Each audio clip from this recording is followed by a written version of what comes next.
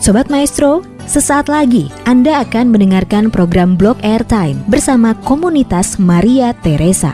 Selamat mendengarkan.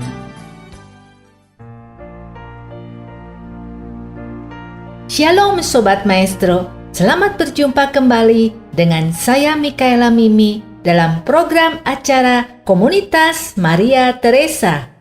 Sebelum saya menyampaikan tema hari ini yang berjudul Garam dan Terang Dunia, marilah kita terlebih dahulu berdoa.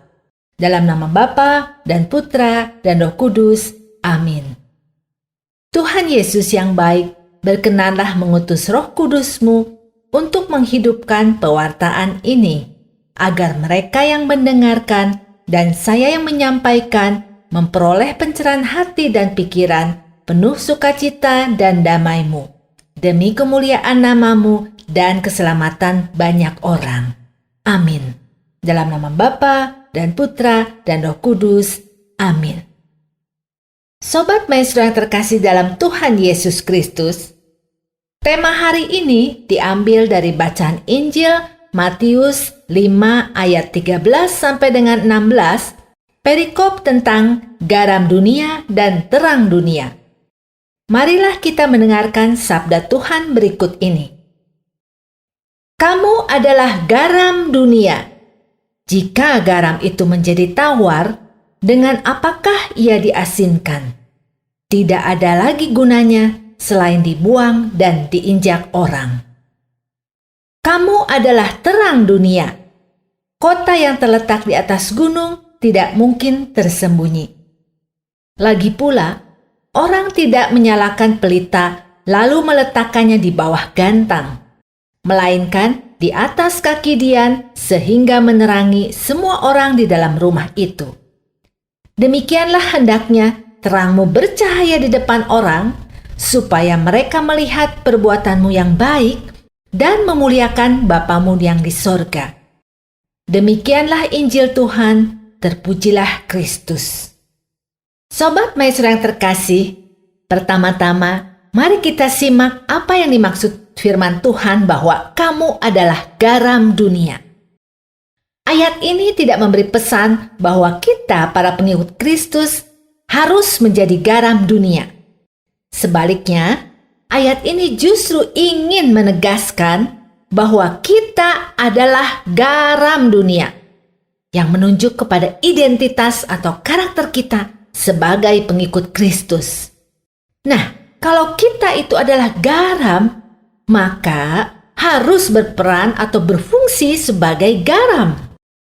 Mari kita simak apa fungsi garam itu. Garam merupakan contoh yang nyata, sederhana, namun sangat dibutuhkan dalam kehidupan manusia. Hampir semua masakan menggunakan garam. Tanpa garam, maka masakan termahal sekalipun akan terasa hambar atau tidak enak. Ini menunjukkan bahwa garam adalah unsur yang sangat penting. Oleh karena itu, garam pasti selalu tersedia di dapur setiap rumah tangga. Jadi, yang pertama, garam berfungsi sebagai bumbu penyedap atau pemberi rasa yang membuat masakan menjadi enak, nikmat, dan lezat.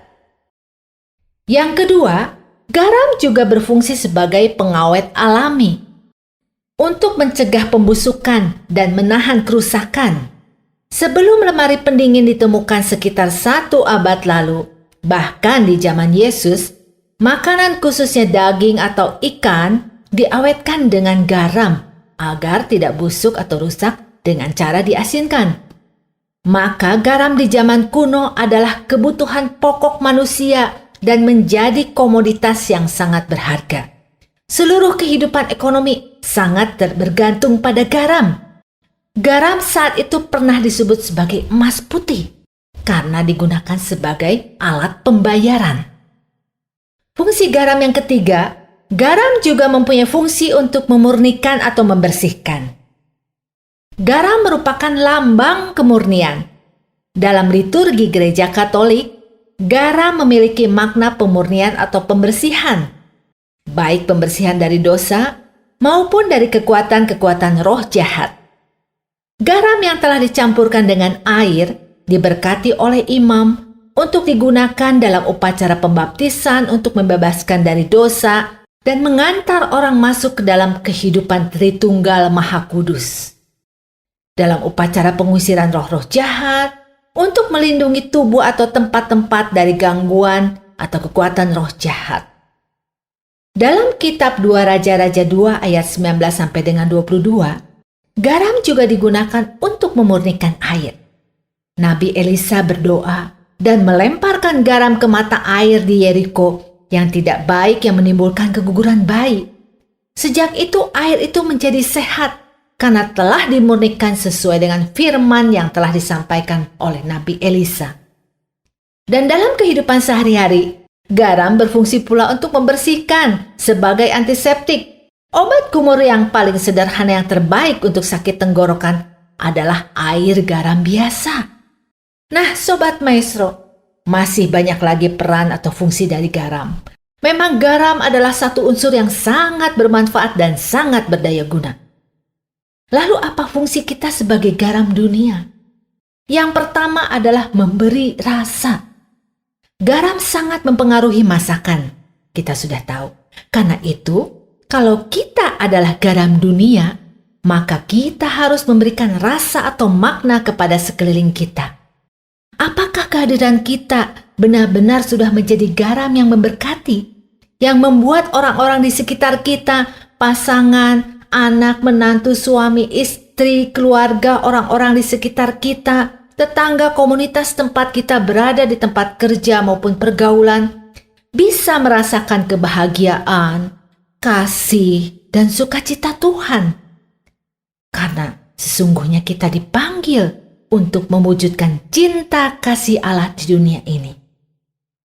Yang kedua adalah mencegah pembusukan dunia. Garam dipakai untuk mengawetkan, mencegah pembusukan.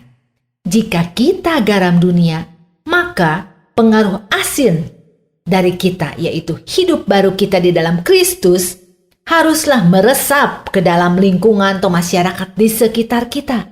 Tujuannya adalah untuk mencegah kehancuran dunia dari pembusukan moral dan norma-norma yang tidak sesuai dengan ajaran Tuhan, namun sekaligus mengawetkan atau melestarikan hal-hal yang baik yang sudah ada. Karena kita dipanggil untuk memelihara ciptaan Allah di dunia ini yang semakin terancam dan rusak. Yang ketiga adalah memurnikan atau menyembuhkan atau menyelamatkan. Sebagaimana garam yang memiliki makna pemurnian atau pembersihan, kita semua dipanggil untuk memulihkan, menyembuhkan hubungan yang rusak, baik antara sesama manusia maupun dengan Allah Sang Pencipta. Seraya kita pun melindungi keluarga kita dan orang-orang di sekitar kita dari kuasa iblis dan pengaruh-pengaruh jahat di dunia ini. Jangan sampai kita terpengaruh atau terseret oleh arus dunia. Sebagai garam kita pun berfungsi untuk menyelamatkan dunia. Nah, Sobat Maestro, itu semua adalah tentang garam. Lalu sekarang apa yang dimaksud dengan terang dunia? Peran terang untuk menerangi tak kalah penting. Dulu ketika matahari sudah terbenam, orang harus menghentikan semua aktivitas. Alat penerang pada zaman Yesus berupa sebuah alat seperti piring kecil di mana api dibiarkan menyala. Alat penerang tersebut sebenarnya tidak memberikan banyak sinar. Tetapi di zaman listrik belum ditemukan, alat penerang semacam itu sudah dianggap terang. Pelita bersinar tidak untuk menerangi dirinya sendiri, tetapi untuk menerangi objek lainnya. Dia tidak dinyalakan dan kemudian diletakkan di bawah gantang. Kalau demikian, ia akan segera padam. Orang tidak akan menyia-nyiakan minyak yang sangat bernilai dengan cara seperti itu. Menaruh pelita di bawah gantang sama artinya dengan menyembunyikan pelita tersebut, sehingga dia tidak dapat menerangi sekitarnya, atau dengan kata lain tidak punya arti bagi sekitarnya. Pelita atau alat penerang akan berfungsi dengan baik apabila dia ditempatkan di tempat yang lebih tinggi atau di atas kaki Dian, agar sinarnya dapat terpancar ke seluruh penjuru ruangan. Karena kita adalah terang, kita dipanggil Tuhan untuk membawa terang dalam kegelapan dengan memancarkan terang Kristus agar dunia tidak dikuasai oleh kegelapan. Contohnya, ketidakadilan, kemiskinan, pengerusakan lingkungan, korupsi, kemarahan, kebencian, permusuhan, ajaran sesat, keserakahan, ketidakpedulian terhadap sesama khususnya yang sakit, miskin dan menderita, dan masih banyak lagi. Dan cara hidup yang Yesus ajarkan merupakan terang dunia. Yesus Kristus sebagai pelita ingin agar terangnya senantiasa terpancar ke seluruh penjuru dunia. Supaya apa? Supaya dapat dialami dan dirasakan oleh semua orang dan ajarannya bersinar semakin terang. Sobat Maestro yang terkasih, sedemikian pentingnya peran garam dan terang, Yesus menyebut murid-muridnya dan kita juga saat ini sebagai garam dan terang. Secuil garam memberi rasa pada masakan. Sebuah lampu menerangi sebuah ruangan. Garam dan terang bermanfaat bukan untuk dirinya sendiri, tapi untuk yang lain. Dengan tampil sebagai garam dan terang, pengikut Kristus memancarkan terang Kristus, membagikan kebaikan Kristus, serta menghilangkan rasa hambar dan mengusir kegelapan.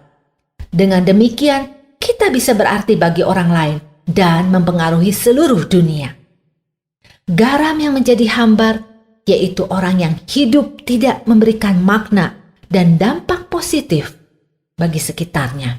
Dan pelita di bawah gantang, yaitu orang yang tidak menjadi terang di dalam kegelapan.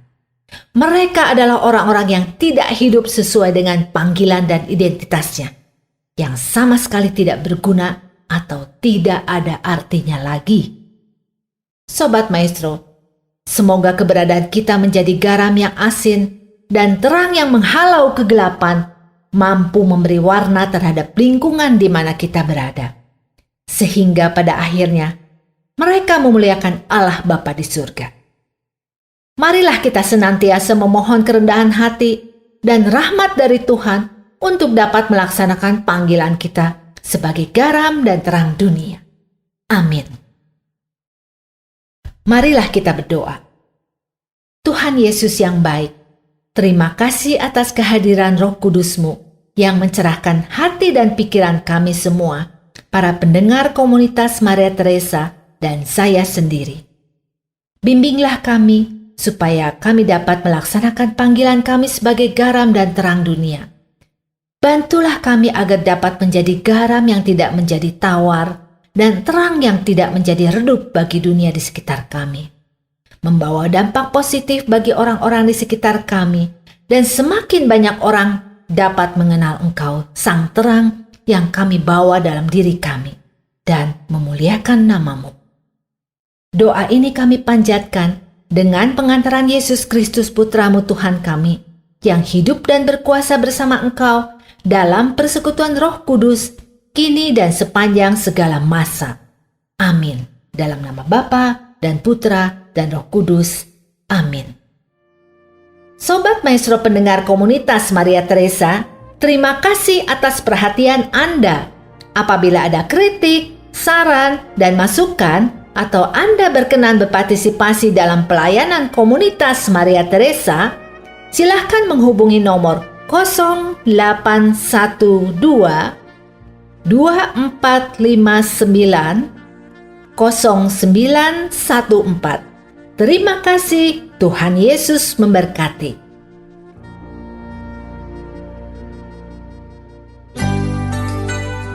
Anda baru saja mendengarkan program Blog Airtime bersama komunitas Maria Teresa.